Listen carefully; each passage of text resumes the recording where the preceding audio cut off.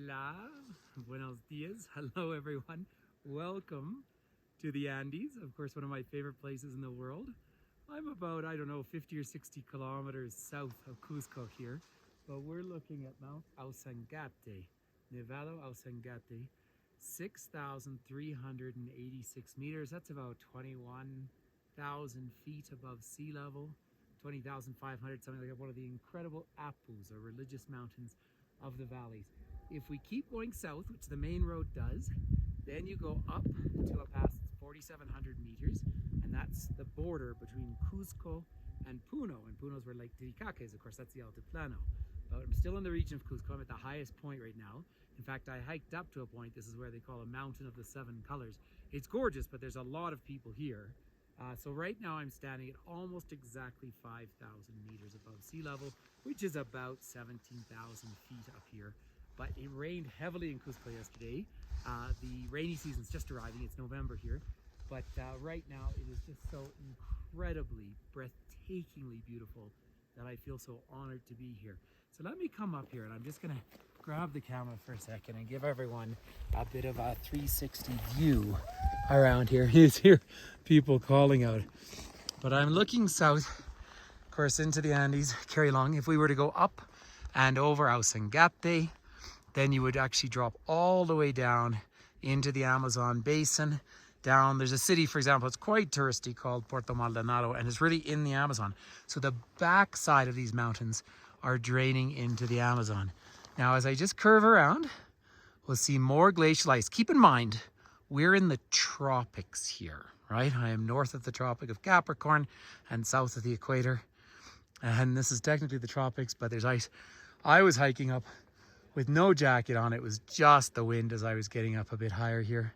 Of course, there are a huge number of people, and I'm also stunned that I'm actually getting some phone reception up here, which is a note of the increasing infrastructure. But you can see in the distance some of the famous colors out here. Now, these colors are all different mineralization being exposed. Of course, a huge part of the economy of Peru is mining, and for better and for worse. And I mean that because, of course, historically so much exploitation as well. There's people up there. So this is now the second most visited site in Cusco. But as you can see, I was able to walk away from the masses and come here and be effectively alone. So the drive up was, well, it was excellent, but fairly precarious. Switchbacks that kind of ride up and down the valley. And then you park in that distance, and it took me about an hour and 15 minutes to walk up here. You're parked at 46,500 meters and just up to 5,000, but I'm not fully acclimatized. Probably do it a bit quicker after I've been up here for a few weeks, but it's still pretty spectacular.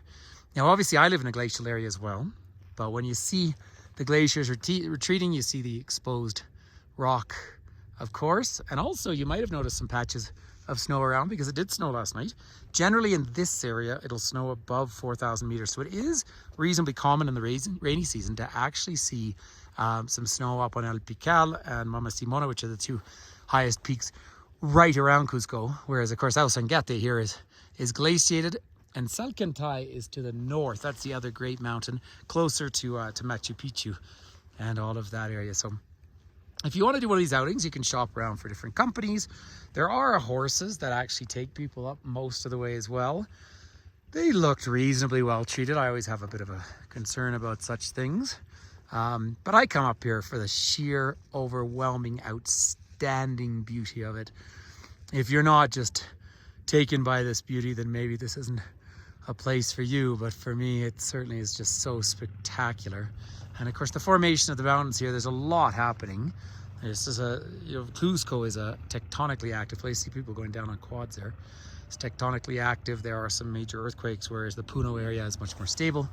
But then, of course, really 500, 600 kilometers away, you get down to the area of Arequipa, which is where all the volcanoes are. The active ones. I mean, it's just so remarkable.